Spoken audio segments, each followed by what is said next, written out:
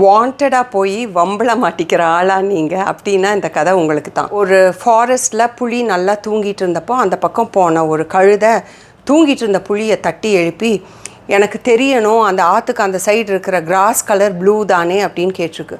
புலி இது என்னடா எனக்கு வந்த சோதனைன்னு சொல்லி, இல்லை பச்சை அப்படின்னு சொல்லிச்சாமா. அதுக்கு கழுதை இல்லையே அது ப்ளூ அப்படின்னு சொல்லிட்டு ஆர்குமெண்ட்டு. புலி தூக்கத்தில் இருந்தவனை வேற எழுப்பிட்டு இப்படி டார்ச்சர் பண்ணுதே இந்த கழுதைன்னு சொல்லிட்டு அது பச்சை அப்படி சொல்லியிருக்கு. கிராஸ் பச்சையாக தானே இருக்கும். சரி, கழுதை கத்த, புலி உரிமை, பயங்கரமான சண்டை அவங்க ரெண்டு பேர்த்துக்கும் வேர்பலி. ஸோ சுற்றி இருந்த அனிமல்ஸ் எல்லாம் பயங்கர டிஸ்டர்பன்ஸ் ஆகி போய் கிங் ஆஃப் த ஜங்கிள் ராஜா சிங்கத்துக்கிட்ட போய், ராஜா இந்த மாதிரி இவங்க ரெண்டு பேரும் அனாவசியமாக சண்டை போட்டு எங்களை எல்லாம் டிஸ்டர்ப் பண்ணிகிட்ருக்காங்கன்னு சொல்லியிருக்காங்க. சரின்னு ராஜா வந்து ரெண்டு பேர்த்தையும் வர சொல்லியிருக்காங்க. ஸோ சிங்கத்துக்கிட்ட போனவுடனே கழுத்தை சொல்லிச்சாமா, ராஜா அது ஆக்சுவலாக ப்ளூ கலர் தானே கிராஸ் அப்படின்னு கேட்டதுக்கு ராஜா அப்படியே ஆற்றுக்கு அந்த சைட் பார்த்துட்டு, ஆமாம் நீ தான் ஜெயிச்ச கழுதை, நீ கிளம்பி போய்க்கோ அப்படி சொல்லியிருக்கார்.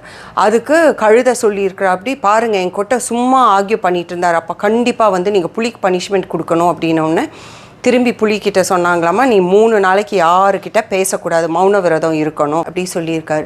சரி, கழுதை சந்தோஷமாக குச்சி நான் தான் ஜெயித்தேன் அப்படி சொல்லி வாலாட்டிகிட்டே போயிடுச்சாமா. புலி கழுதை போனப்போ திரும்பி ராஜா கிட்ட, ராஜா உண்மையை சொல்லுங்க, கிராஸ் க்ரீன் தானே அப்படி கேட்டிருக்கு. அதுக்கு சிங்கம் என்ன சொல்லிச்சாமா, ஆமாம் கிராஸ் க்ரீன் தான், அப்புறம் நீங்கள் ஏன் ப்ளூன்னு சொல்லி கழுதைக்கிட்ட ஒத்துட்டீங்க அப்படின்னு கேட்டதுக்கு சிங்கம் சொன்ன பதில், நீ புலி, அது கழுதை வந்து தப்பாக அதனோட பெர்ஸ்பெக்டிவ்லாம் அண்டர்ஸ்டாண்ட் பண்ணிவிட்டு அது என்ன நம்புதோ அதை தான் வந்து தானும் இருக்கிறவங்களையும் நம்புறதுக்கு ட்ரை பண்ணும்.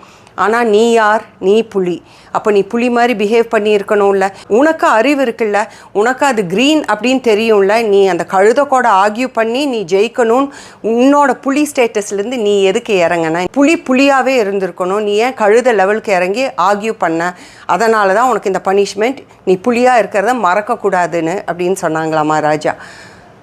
நம்மளும் சில டைம் வாழ்க்கையில் இப்படி தாங்க, நம்ம இந்த கழுதைகளோட சேர்ந்து தேவையில்லாமல் ஆர்கியூமெண்ட்ஸில் இறங்கி நம்மளே நம்ம தரத்தை தாழ்த்திட்டு, கழுதை என்ன கடைசியில் நீங்கள் என்ன சொன்னாலுமே கழுதைக்கு தான் பெருசு அப்படின்னு நினச்சிட்டு போயிட்டே இருக்கோம். புலி நம்ம தான் தரத்தை இறக்கிட்டு நம்ம கழுதையாக வேண்டாமே, நம்ம புலியாகவே இருப்போம், கழுதைகளை எல்லாம் என்னமோ பண்ணிட்டு போட்டுன்னு விட்டு தள்ளுவோம்.